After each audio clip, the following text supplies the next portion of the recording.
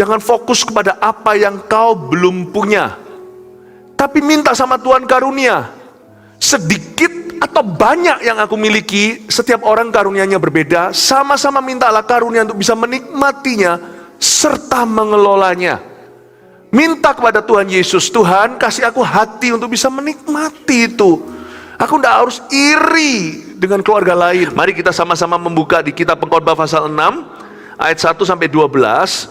Judulnya karunia menikmati, tema khotbah ini. Kita baca, saya bacakan ayat 1-12 dulu. Ada suatu kemalangan yang telah kulihat di bawah matahari yang sangat menekan manusia. Orang yang dikarunia Allah kekayaan, harta benda dan kemuliaan, sehingga ia tidak kekurangan suatu pun yang diingininya. Tapi orang itu tidak dikaruniai kuasa oleh Allah untuk menikmatinya, melainkan orang lain yang menikmatinya. Inilah kesia-siaan dan penderitaan yang pahit.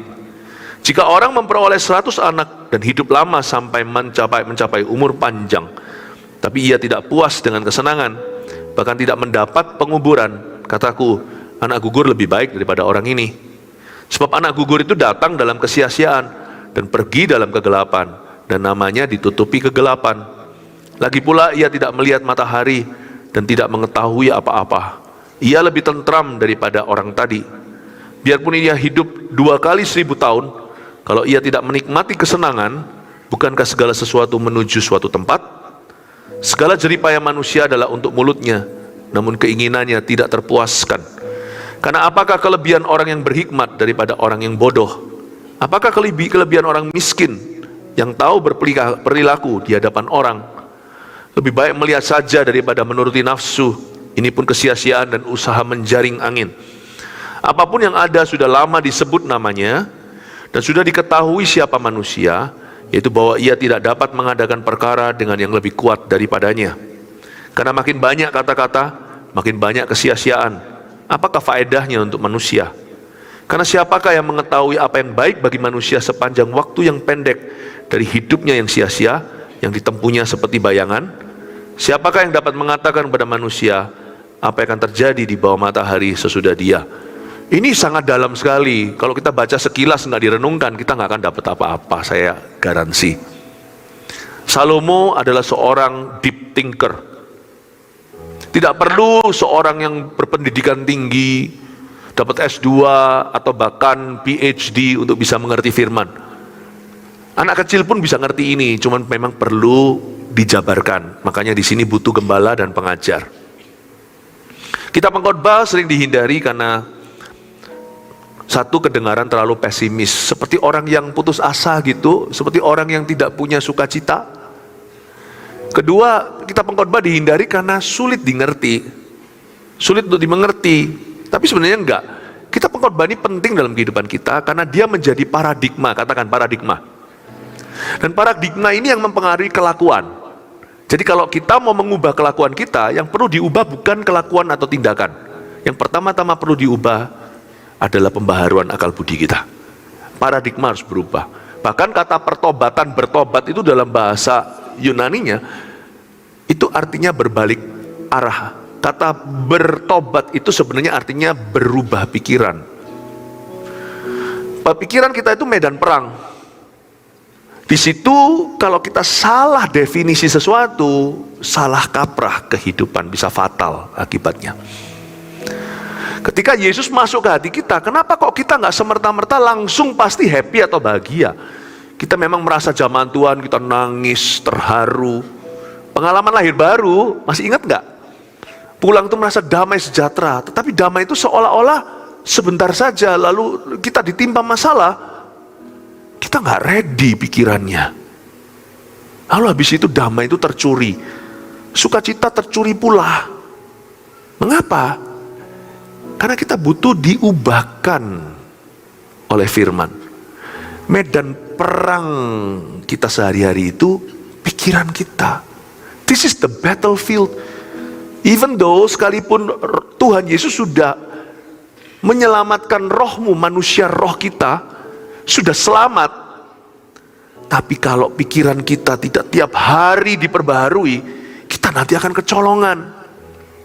Banyak orang percaya kalau aku punya barang itu aku pasti bahagia, makanya dia menghalangi happiness atau sukacita yang Tuhan sudah sediakan setiap harinya.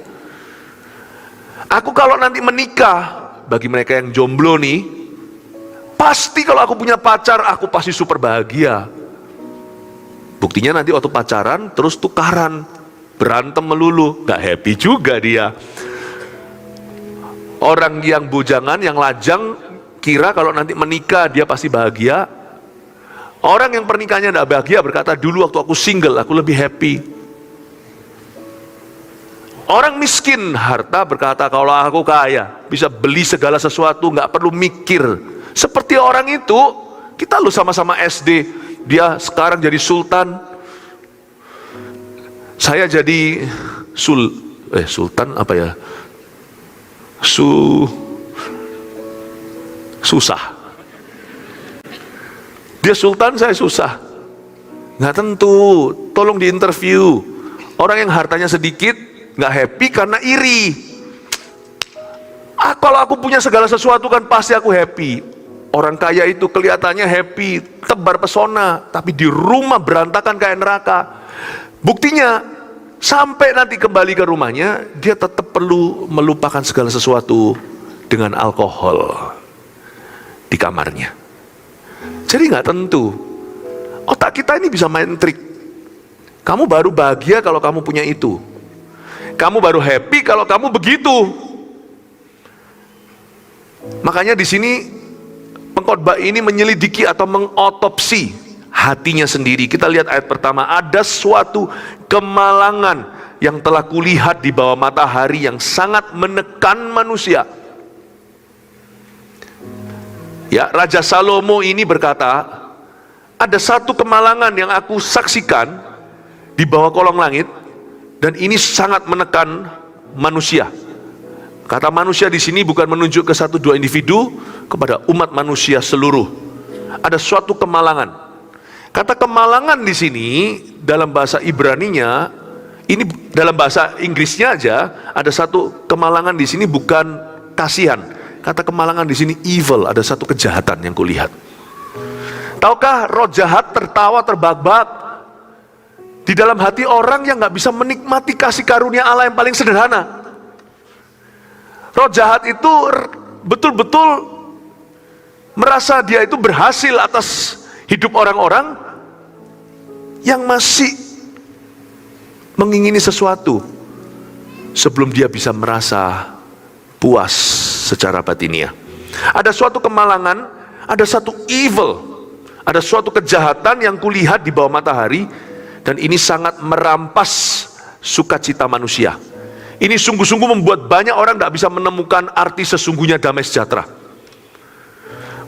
Dan setan bekerja di dalam hati orang-orang yang tinggal dalam kegelapan, sampai mereka mati nanti sebelum meninggal dunia baru menyadari semua yang kukejar itu sia-sia dan usaha menjaring angin.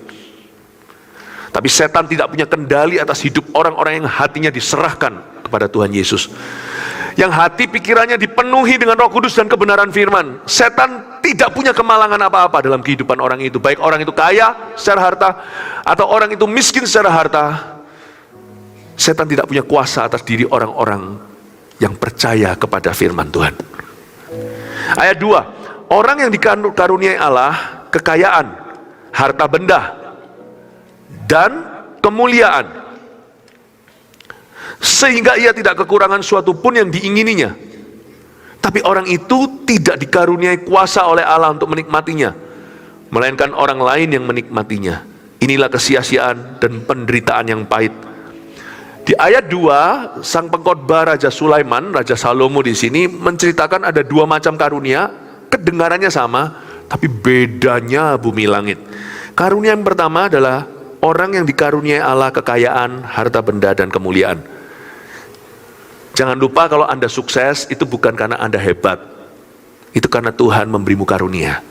Lalu tanya sama Tuhan, kenapa aku sukses? Untuk apa? Kalau Anda terkenal, jangan kita sombong dan kita merasa diri kita sesuatu banget. Nanti seperti Herodes, dia diangkat karena memang dia bertahta, dipercaya oleh pemerintah Roma untuk menjadi wakil mereka sebagai baginda atas bangsa Yahudi di zaman Yesus itu. Tapi Herodes menyombongkan diri. Di zaman gereja mula-mula sampai dia ditampar malaikat, cacingan badannya. Jangan pernah lupa diri, jangan jadi malin kundang. Kucing tidak boleh lupa kacangnya. Lebih tepatnya kacang tidak boleh lupa kulitnya. Ya, kacang tidak boleh lupa kulitnya. Kita jangan lupa kalau kita diangkat Tuhan. Dulu kita sersan, sekarang kita jenderal. Jangan lupa mengapa Tuhan taruh kau di sana. Dulu kita kecil, sekarang kita jadi besar. Jangan lupa. Sebab Alkitab dengan jelas berkata bahwa harta benda, kekayaan, bahkan kemuliaan bukan material. Kemuliaan itu berarti keternamaan, reputasi, nama bagus, dihormati, punya koneksi, punya pengaruh, punya dampak dalam kehidupan orang lain, dan keputusannya mengubahkan ribuan orang. Orang yang punya kekayaan, harta benda, dan kemuliaan, itu adalah karunia Allah. Katakan amin. Tapi karunia yang satunya lagi namanya karunia menikmati. Orang yang dikarunia Allah kekayaan, harta benda, dan kemuliaan, sehingga ia tidak kekurangan suatu pun yang diinginannya. Tapi orang itu tidak dikaruniai kuasa oleh Allah untuk menikmatinya. Jadi ada dua karunia. Satu karunia memilikinya, satu lagi karunia untuk menikmatinya. Dua karunia ini tidak diberikan bersamaan. Misalnya kalau kita beli mainan dulu, zaman dulu, remote control mobil-mobilan, lalu di kotaknya ditulis battery not included, lu beli sendiri baterainya. Ya, itu mainan masih belum bisa jalan, mesti secara terpisah beli baterai. Demikian pula Tuhan ingatkan kita bahwa memiliki itu satu hal. Jangan iri sama orang lain yang punya lebih atau punya sesuatu yang tidak kau miliki. Orang yang iri sama orang lain itu berarti orang itu tidak happy sama Tuhan. Kalau Tuhan memilih untuk memberkati orang itu dengan sesuatu yang tidak kau punya, be happy untuk orang itu. Karunia itu nggak bisa dipaksa. Karunia itu keluar dari kedaulatan dan kehendak Allah. Jangan kita merasa kok kamu punya ini ya, kok aku enggak. Misalnya seorang pelajar di sekolah, temennya populer, dia enggak. Jangan iri, itu karunia. Tapi jangan lupa, setiap karunia juga ujian dari Allah. Pernahkah Anda melihat dahulu kala waktu Anda sekolah, dia bunga sekolah. 20 tahun kemudian Anda kebetulan ketemu sama orang itu, jadi jeleknya setengah mati. Padahal dulu kembangnya sekolah, sekarang dia bunga layu. Meskipun Anda dan saya mungkin ada di sini orang yang merasa aku tampangnya pas-pasan, tapi pernikahan Anda bahagia. Suami Anda lebih baik, mungkin juga lebih ganteng daripada suaminya dia. Orang itu nggak bahagia, padahal zaman dulu waktu sekolah semua orang mengeluh-elukan dia. Nggak tentu kalau orang itu punya suatu karunia untuk dimilikinya, dia itu nanti akan terus-menerus diberkati. Kalau dia gagal ujian waktu dia punya itu, dia juga tidak akan mengalami kasih karunia berikutnya. Jangan pernah Anda iri dengan orang yang punya harta, kekayaan, materi, dan sebagainya. Aduh, orang itu coba lihat. Dia beli apa nggak mikir. Aku bayar tagihan aja, nggak tahu dari mana bulan depan. Nggak apa-apa, happy aja. Lalu kita berkata sombong lah orang itulah, orang itu gimana lah. Jangan kita cerca orang. Siapa tahu kalau orang itu dapat kekayaan hartanya itu dari Tuhan. Siapa tahu karena orang itu kerjanya ulet, dia rajin, dan memang ada keberuntungan, Tuhan memberkati hidupnya. Kalau Anda mencerca orang yang dapatkan kekayaannya secara halal, Anda sedang menghujat Tuhan. Karena kan kita nggak tahu, kan kita belum melakukan riset kita, orang itu dapatnya dari mana. Kan 50-50, ya kalau dia koruptor ya kita bisa kecam. Tapi siapa tahu yang kita kecam itu orang benar. Cuman dia punya karunia sesuatu yang membuatmu iri. Nah kalau engkau tidak menjaga hati, kita pasti akan menghujat orang itu tanpa sadar. Karena orang itu orang benar, kita menghujat Tuhan yang memberikannya kepadanya. Be happy dong kalau lihat orang lain diberkati. Misalnya kalau ada di sini orang yang tampangnya nggak seberapa, kenapa dia itu cantik ya? Aku olahraga mati-matian, nggak makan, turun cuma 2 kilo. Dia itu makannya sungguh-sungguh kayak nggak mau saya sebut lah, hewan tertentu. Tapi nggak naik-naik badannya, langsing, kurus, semua orang suka sama dia, cantik. Ya. Kalau Tuhan memang memilih kasih dia paras yang bagus, lebih bagus daripada tampang kita sendiri. Be happy, belajar untuk senang. Karunia menikmati itu bukan hanya untuk menikmati yang kau punya. Bisakah kita mensyukuri apa yang orang lain miliki, meskipun Anda tidak punya itu? Karunia menikmati itu juga bisa turut menikmati sukacita orang lain. Can you be happy for somebody? Orang Kristen gak boleh iri, sungguhan gak boleh. Itu kalau 10 perintah Allah yang namanya jangan iri hati gak ada tuh. Tapi itu sudah tercakup di perintah Allah yang ke-10, jangan kau mengingini. Orang yang suka mengingini, gak dapat, lalu dia nafsu, lalu dia marah, dia gak suka hati, dia gak terima, itu namanya orang iri hati. Iri itu adalah dosa yang sangat basi. Di mata Allah adalah dosa yang paling bodoh. Itu berarti orang itu gak bisa melihat bahwa Allah yang memberi karunia beda-beda kepada setiap orang. Kenapa? Kau harus banding-bandingkan. Sebab orang yang hatinya suka membanding-bandingkan, dibanding-bandingkan ya mesti kalah. Kalau dari sisi hati yang suka membandingkan dengan orang lain, hatimu akan selalu merasa dikalahkan.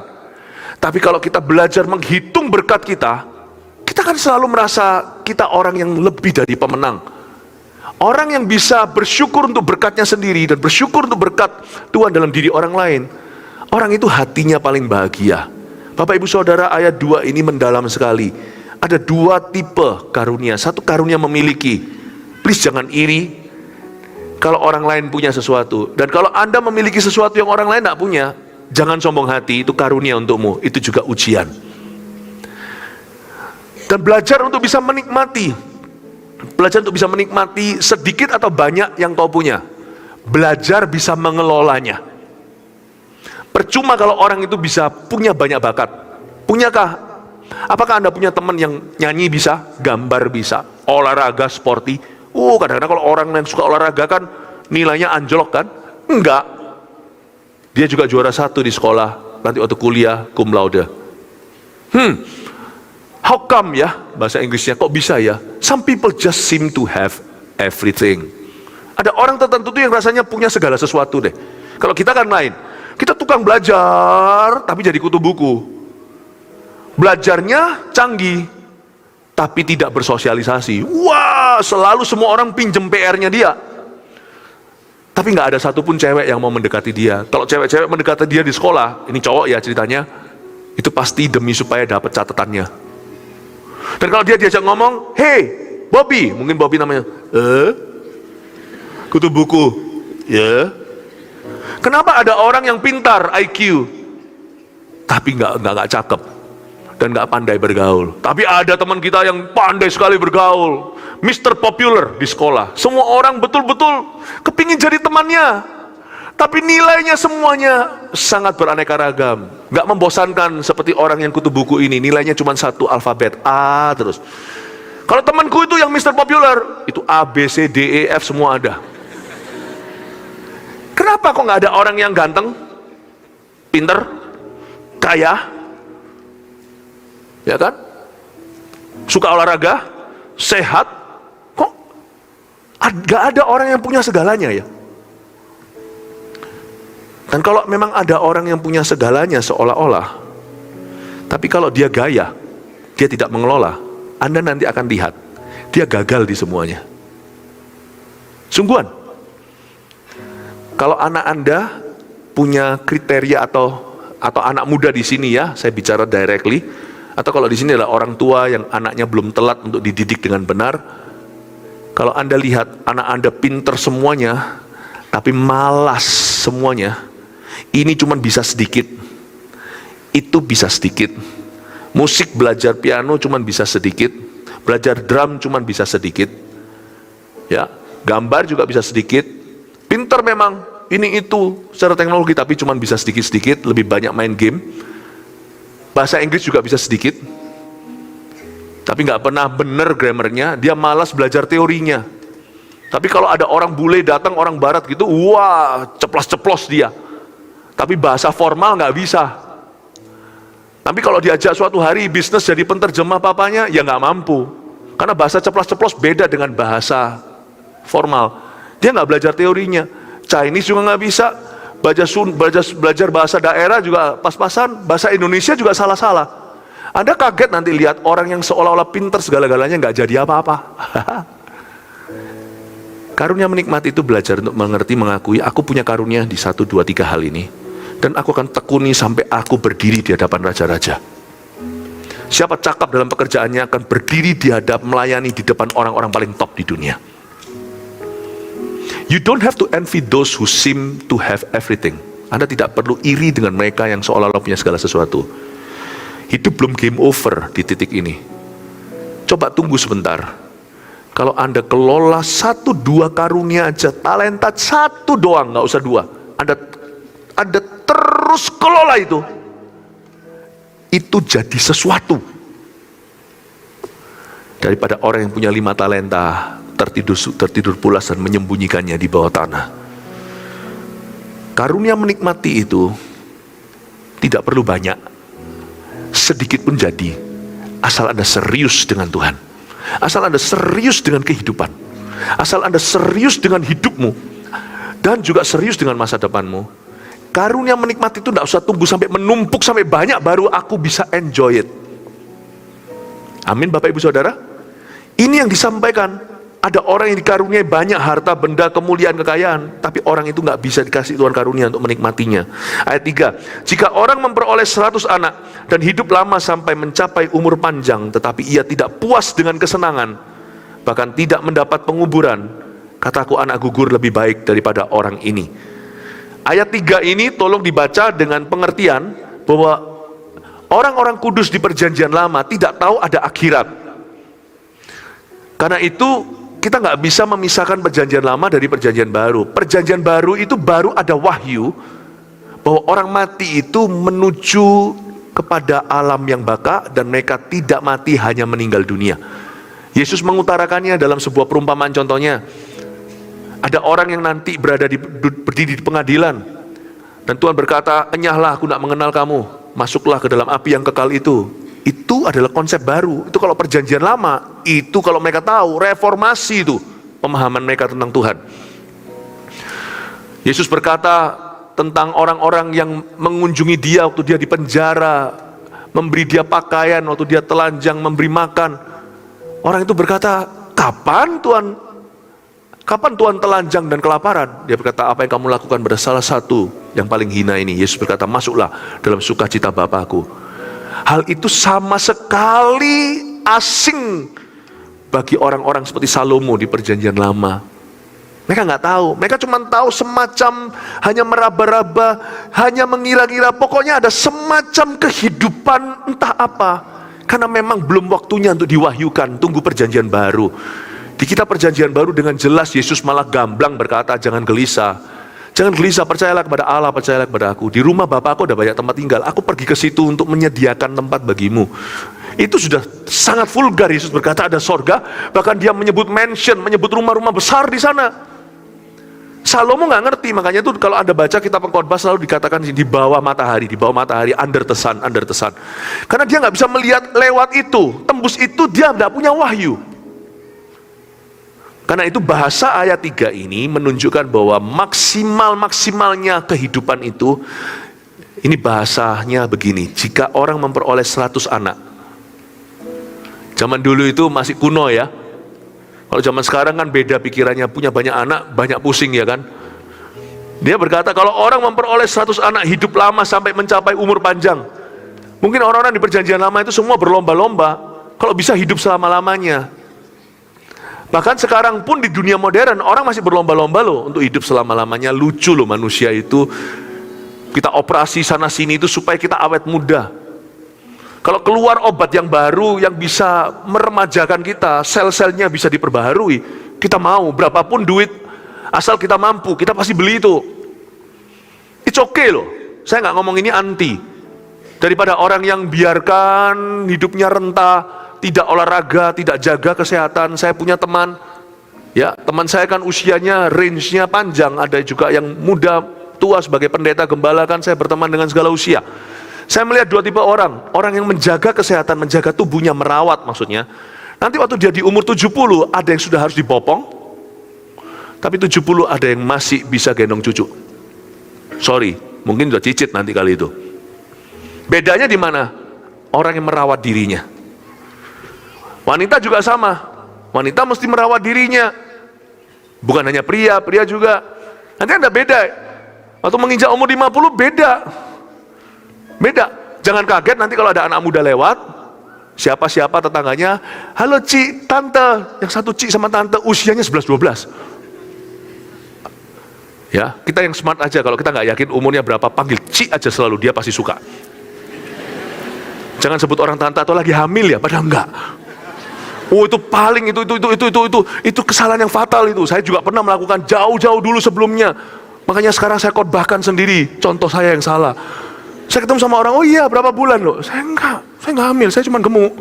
Mati aku. Suaminya lihat saya,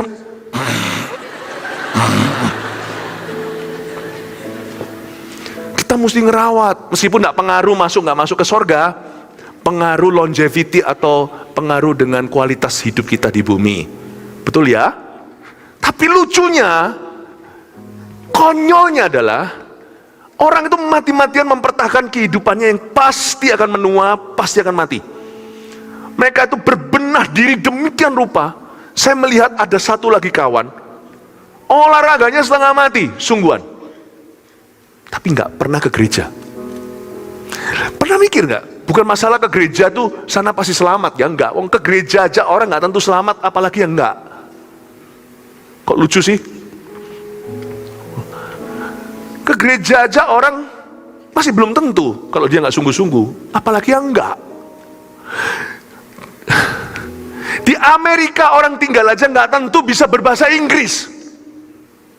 Apalagi kita tinggal di Indonesia tidak belajar sungguh-sungguh. Ada orang-orang yang lulus, orang Indo 4 tahun pulang, Inggrisnya juga salah semua masih. Saya nggak tahu gimana dia lulus. Ke gereja aja nggak tentu dia selamat loh. Ada satu teman olahraganya mati-matian, ke gereja nggak pernah. Ada satu teman lagi, betul-betul mau awet muda, segala macam cara ditempuh supaya dia bisa hidup selama-lamanya, tapi nggak pernah sungguh-sungguh mau melayani Tuhan. Konyol ya, manusia mempertahankan kehidupan di sini, tapi nggak pernah mempersiapkan hidup yang kekal. Nggak pernah mempersiapkan hidup kekal. Coba saya ajak Anda membayangkan, hidup di sorga atau di neraka itu kayak apa? Coba bayangkan ya, bayangkan 1 tahun. 1 tahun itu berapa hari? 365 hari. 1 tahun ada berapa kali hari Minggu? 52 minggu. Coba dikali 10 tahun. 3.650 hari, 520 minggu. Oke? Sudah 10 tahun? Lama kan? Lumayan kan? Tapi enggak juga sih. Bentar-bentar gini aja kedip mata sudah 5 tahun lalu saya baru ke Bandung lagi. Waktu itu cepat sekali berlalu. 10 tahun kali 10, 100 tahun. Wow, udah? 100 tahun dikali 10, 1000 tahun. Loh, lama sekali. Kali 10 lagi, kali 100 lagi, 100.000 tahun. 1 miliar tahun, itu berapa hari? Hitung sendiri, meledak kalkulatormu. Dan itu baru mulai 1 miliar tahun di sorga itu. Atau di neraka, coba bayangkan. Kalau Anda dibakar di lautan api itu, 1 miliar tahun kemudian dengan semua perasaan panca indera Anda itu persis seperti Anda hidup sekarang.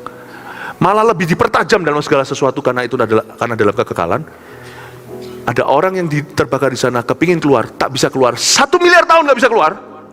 Lanjutin 1 miliar tahun lagi. Sadar lo ya, bukan pingsan. 1 miliar tahun kemudian, 1 billion years later, tetap gak keluar, baru mulai pembakaran. Sekarang kenapa Yesus mati mengenaskan di kayu salib? Kenapa Injil diberitakan mati-matian? Karena orang akan masuk di dalam dunia sorga atau neraka. 1 miliar kali 1 miliar itu baru permulaan. 1 miliar tahun kali 1 miliar tahun itu baru permulaan. Itulah kekekalan. Nangkep sekarang Bapak Ibu?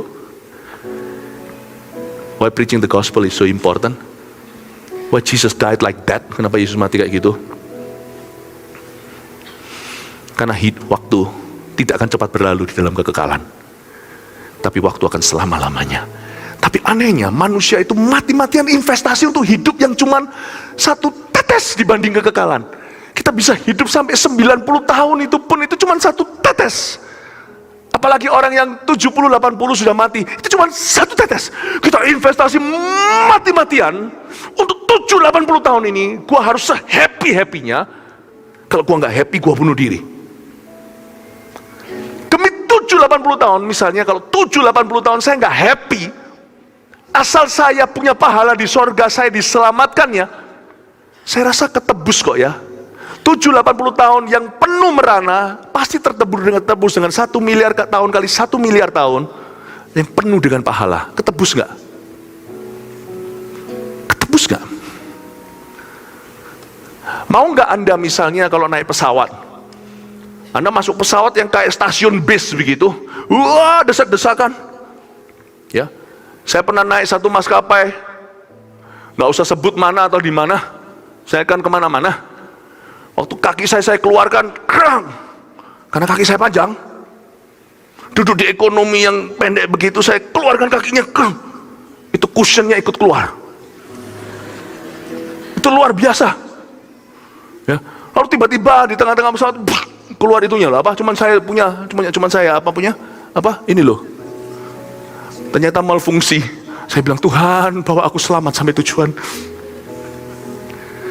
Tapi kalau Anda naik pesawat itu 8 menit aja, sisanya 10 jam perjalanan Anda di upgrade first class. Mau enggak Anda naik itu?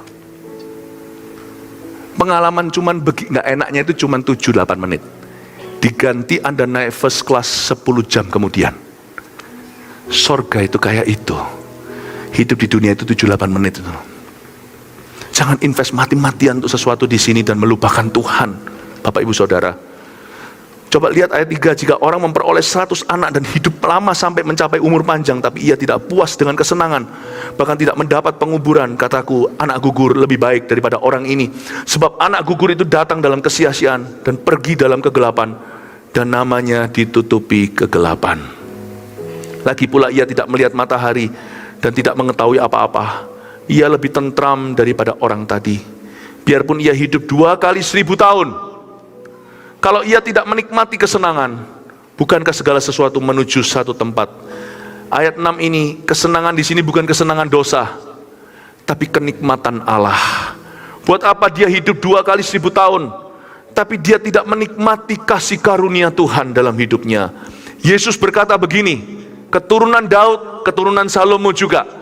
Suatu hari dalam satu ayat merangkum semua pengetahuan Salomo. Dia berkata, buat apa engkau memperoleh seluruh dunia, tapi kehilangan nyawamu? Berapa banyak orang demi 7-8 menit telah menyangkali berkatnya di akhirat 1 miliar kali 1 miliar tahun kemudian.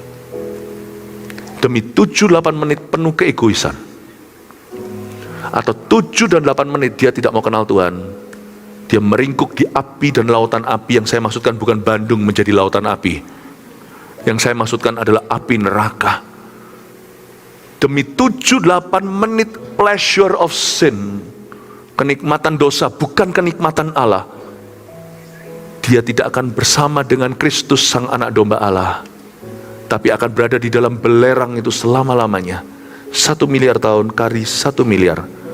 Dan nanti waktu itu di dalam sorga maupun neraka, segala sesuatu lebih nyata daripada hidup kita sekarang ini. Karena kita tidak jadi Kasper yang gentayangan, tapi panca indera kita bukan hanya dikembalikan, dipertajam dalam tubuh kemuliaan di sorga, atau tubuh binasa di neraka. Saya ingin kita melihat bahwa gereja itu tidak main agama. Karena bagi orang Kristen ini bukan roh agamawi, tapi jalan keselamatan. Why church is important? Karena kita membangun kerohanian, membangun sesuatu lebih daripada latihan badani yang sementara sifatnya. Kita membangun sesuatu yang sifatnya kekal. Dan apapun yang kita lakukan dalam gereja, tujuannya adalah untuk kekekalan. Tujuan dari kami menggembalakan Anda itu bukan supaya Anda jadi orang happy di dunia saja, berhasil di sini, tetapi menjadi orang-orang yang kenal Tuhan dan punya hidup yang kekal. Segala jerih payah manusia adalah untuk mulutnya, ayat 7. Namun keinginannya tidak terpuaskan. Bapak Ibu Saudara, coba tangkap ini dulu. Buat apa kita memperoleh seluruh dunia, tapi kita menyangkali yang terpenting dalam hidup kita, yaitu jiwa kita. Sekarang kita kembali ke kehidupan ini, ayat 7 sekali lagi, segala jeripaya manusia adalah untuk mulutnya, namun keinginannya tidak terpuaskan. Jadi kita bisa melihat bahwa apapun yang kita bisa miliki dan nikmati secara jasmani, itu nggak tentu akan membahagiakan hati. Jeripaya manusia adalah untuk mulutnya. Kebahagiaan yang sifatnya bisa kita rasakan di dunia ini, yang kita bisa jamah, kita bisa cicipi, kita bisa cium, itu semuanya sementara sifatnya. Segala jeripaya manusia adalah untuk mulutnya, namun keinginannya tidak terpuaskan. Ilusi yang ada di dunia adalah ada orang-orang yang seolah-olah punya segala sesuatu. Mereka disebut dalam bahasanya pengkhotbah di ayat 3, jika orang memperoleh 100 anak, hidup lama sampai mencapai umur panjang, kalau perlu 2 kali 1000 tahun dia hidup lagi, hidup selama itu nggak tentu jaminan bahwa orang itu pasti happy. Some people have the outward signs of a happy life. Ada orang tertentu yang punya menunjukkan tanda-tanda dari luar kelihatannya, fasad atau tampak luarnya kelihatannya orang itu happy banget. Tapi nggak tentu, hatinya bisa kosong dan hampa. Nggak tentu. Karena itu hati-hati dalam kita membangun hidup kita. Jangan kita definisikan bahwa happy itu apa yang dipakai oleh orang, apa yang dibeli oleh dia. Happy itu berarti orang-orang yang mengelilingi dia. Hati-hati, happy itu nggak ada hubungan dengan semua itu secara langsung. Itu tambahan saja. Jangan sampai kita berkata, aku kalau punya itu baru aku happy. No, happy tidak perlu nunggu.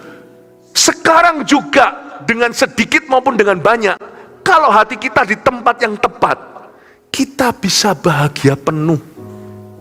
Happy tidak usah dicari. Bahayanya di sini, ini ilusinya. Kita yang sebelah sono, sebelah sini, kita nggak ngerti dunia mereka. Tapi kita sangat cemburu dan iri dengan dunia orang-orang ini. Kita berkata, kalau aku punya orang itu kalau aku punya ini yang dia miliki, punya itu yang dia punya, aku punya ini dan itu yang orang itu miliki, aku pasti happy. Itu asumsi. Karena orang itu yang di sebelah sono, yang punya semua itu, dia juga nggak happy. Dia juga lihat orang lain. Kan lucunya manusia lihat manusia, yang kita liatin itu lihat orang lain pula. In this world, di dunia ini tanpa Kristus, no one is happy. Tidak ada orang yang menikmati hidupnya. Jangan-jangan waktu orang itu lagi stres, ya, ngalami jerat hukum misalnya dan sebagainya, mungkin dia juga iri sama Anda. Padahal di mata Anda tidak punya apa-apa. Dia mungkin berkata, kalau aku dulu hidup lebih sederhana, enak ya, nggak sestres ini hari ini. Lucu ya, sana nunjuk situ, aku happy kalau jadi seperti dia. Yang sini nunjuk sana, kalau aku berhenti sampai titik itu kan aku lebih happy. Semua orang di dunia ini penasaran, tidak ada satupun yang menikmati. Itulah kejahatan atau kemalangan yang Salomo temukan di bawah matahari. Setiap orang merana kecuali mereka menemukan kasih karunia Allah. Amin Bapak Ibu Saudara. Nangkep ya? Yang single gak usah merasa begini. Saya juga gak doakan supaya Anda jomblo forever. Tapi Anda gak usah berkata, kalau aku married, aku pasti bahagia. Coba interview, gak usah jauh-jauh. Tanya orang-orang yang pernikahannya gak bahagia, di sini aja ada. Kalau mereka bisa kasih saran, Dek atau Nak, lu jangan tergesa-gesa, pilih yang benar. Kalau seperti tante ini tante beneran. Sudah gak bisa, nyesel juga telat. Tante dulu lebih happy waktu umur-umurmu. Cuman mereka gak mau ngaku aja, pendetanya yang sekarang bocorkan. Gak tentu. Jadi gak usah kita itu iri sama siapa-siapa. Lebih baik kita menikmati kesenangan yang Tuhan sudah berikan kepada kita, daripada kita terus ngiri sama orang-orang yang apa yang orang lain punya. Segala jeripaya manusia adalah untuk mulutnya, namun keinginannya tidak terpuaskan. Apapun yang mulutmu bisa rasakan, semuanya itu hanya kedagingan. Keinginan orang itu tidak tentu puas. Ayat yang ke-8, karena apakah kelebihan orang berhikmat daripada orang yang bodoh? Apakah kelebihan orang miskin yang tahu berperilaku di hadapan orang? Ayat 9, lebih baik melihat saja daripada menuruti nafsu. Ini pun kesia-siaan dan usaha menjaring angin. Dengan cepat saya jelaskan. Lebih baik melihat saja daripada menuruti nafsu. Bapak Ibu, ada suatu hikmat yang Salomo ajarkan. Kita bisa punya karunia menikmati tanpa harus memilikinya. Lebih baik melihat saja daripada menuruti nafsu. Yang kau lihat, tidak perlu kau bernafsu untuk memilikinya. Amin Bapak Ibu Saudara. Apa? Kalau kita itu tidak bisa beli kamar hotel semalam berapa ribu dolar maksudnya, dengan view seperti apa, view misalnya lautan lepas dan sebagainya, ngapain lewat kamar hotel? Pergi aja langsung ke pinggir pantai, Anda lihat itu for free. Karena kita bisa menikmati tanpa harus membeli.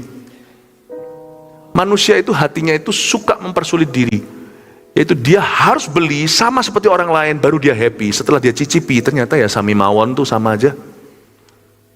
Bapak Ibu Saudara, karunia menikmati itu tidak harus memilikinya. Gak perlu. Saya diundang di rumah seorang teman, rumah besar, wow, nikmati.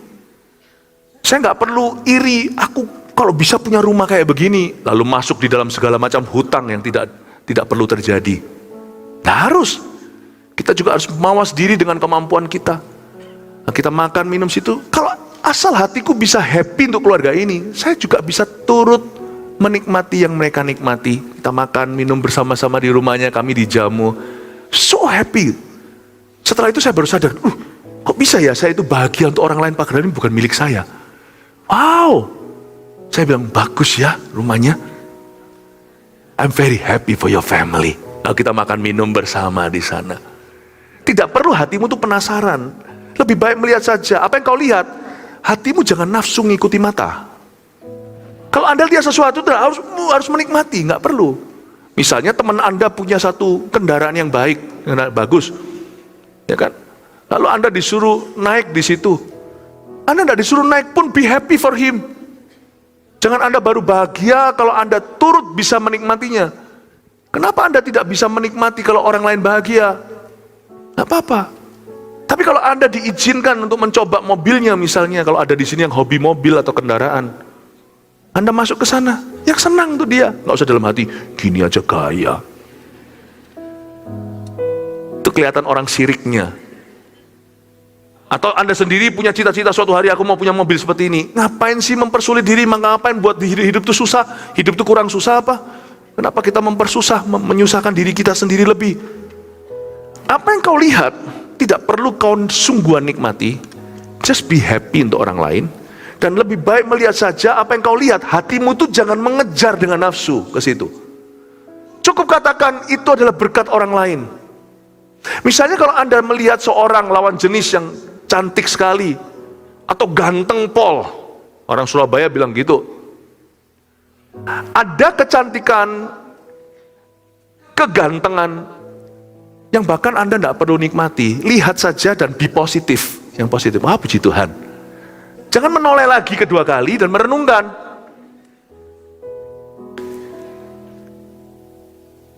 Jangan takut sama orang cakep. Jangan takut hatimu nanti bernafsu. Kenapa sih kalau kita melihat satu orang yang cakep itu kita harus pikirannya sensual? Haruskah? Haruskah hatimu mengikuti dengan nafsu apa yang matamu sempat lihat? Lain cerita kalau matanya lihatnya gini loh, tadi kelihatan. Nah, yang kedua itu sudah nafsu. Yang pertama lihat kan nggak sengaja. Apa yang matamu lihat tidak perlu pikirkan sesuatu yang seksual. Aku takut pastor, nanti kalau aku udah jaga hati, nanti aku sendiri jadi ilfil sama suamiku. Kenapa? Karena lihatannya drama Korea terus. Nanti saya jadi nggak selera sama suami sendiri atau sama istri sendiri. Kenapa sih? Apa yang kau lihat kau ingin miliki? Kenapa hatimu tuh selalu harus memburu matamu? Why hati harus ikut-ikutan? Gak bisakah kalau kita lihat orang cakep, kita ngomong dalam hati kita, Kecakapan ini bukan untuk aku. Kecakapan ini bukan milikku, dan Tuhan tidak takdirkan kecakapan ini untuk saya nikmati. Jadi kalau ada orang cakep, bersyukurlah ada orang cakep. Udah gitu aja, nggak usah mikir sensual. Halo orang cakep, nah gitu aja. There are some beauty, ada beberapa kecakapan yang tidak perlu kau nikmati. Cukup kau bersyukur ada orang yang cakep. Puji Tuhan, dia memberi kecakapan. Puji Tuhan, just positif aja. He's a good looking person. Fine by me, doesn't affect me. Doesn't affect me. Bisa nggak kita kayak gitu? Nah, Salomo berkata, kalau kamu bisa jaga mata seperti ini, apapun yang kau sudah miliki, kenikmatannya akan bertambah-tambah dalam hidupmu. Paham Bapak Ibu Saudara? Kayak saya kasih 3 poin ini untuk mengakhiri apa yang saya sampaikan. Karunia menikmati nomor 1. Manusia menimbun banyak harta, tapi tidak berkesempatan menikmati semuanya. Jadi itu satu fakta dulu yang saya sebutkan, bahwa manusia, semua orang di dunia ini, kalau bisa punya lebih, dia pasti mau punya lebih. Tapi saya ingatkan, Tuhan sudah peringatkan, bahwa Tuhan berjanji kita tidak akan pernah berkesempatan menikmati semuanya. Tidak akan. Jadi apa yang kau timbun, tidak akan kau nikmati semuanya.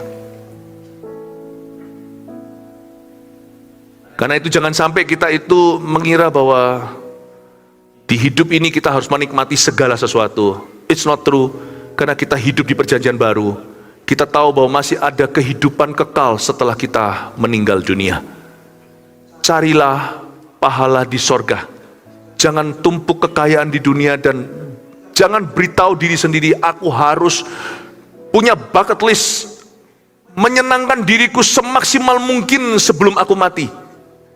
Lucu, hidupmu dan hidupku di dunia ini cuma 7-8 menit saja dalam kacamata kekekalan. Bahkan 7-8 menit pun tidak ada dibandingkan 1 miliar kali 10 miliar tahun berikutnya. You don't have to make yourself the happiest man in life, this life. Tidak harus. Layani Tuhan, tanganku kerja buat Tuhan, mulutku memuji namanya, kakiku berjalan cari jiwa, upahku besar di sorga. Amin Bapak Ibu Saudara. 2, lebih baik menikmati kepunyaan sendiri daripada mengingini apa yang belum kita miliki. Jangan fokus kepada apa yang kau belum punya, tapi minta sama Tuhan karunia. Sedikit atau banyak yang aku miliki, setiap orang karunianya berbeda. Sama-sama mintalah karunia untuk bisa menikmatinya serta mengelolanya. Minta kepada Tuhan Yesus, Tuhan kasih aku hati untuk bisa menikmati itu. Aku tidak harus iri dengan keluarga lain. Kadang-kadang iri itu juga bisa terselubungkan dengan sesuatu yang rohani. Kalau nggak hati-hati di dalam gereja juga bisa melakukan kesalahan yang sama dalam hubungan-hubungan pelayanan. Di sini ya ada orang-orang yang punya papa mama kurang baik. Tapi kalau Tuhan takdirkan Anda lahir di keluarga itu, bersyukurlah untuk papa mamamu dalam segala kekurangannya. Anda tidak perlu merasa, oh aku ada kata aku punya papa seperti papanya dia. Meskipun itu nggak kedengarannya nafsu, tetap itu salah. Makanya saya sangat hati-hati dengan orang-orang yang manggil saya papa, mama, papa dan sebagainya. Daddy dan sebagainya. Saya sangat hati-hati. Apakah itu luapan karena dia ingin melayani Tuhan supaya dia bisa mengerti kasih Yesus lebih, atau karena dia kurang kasih, dia cari pada saya, padahal saya tidak bisa memberikannya.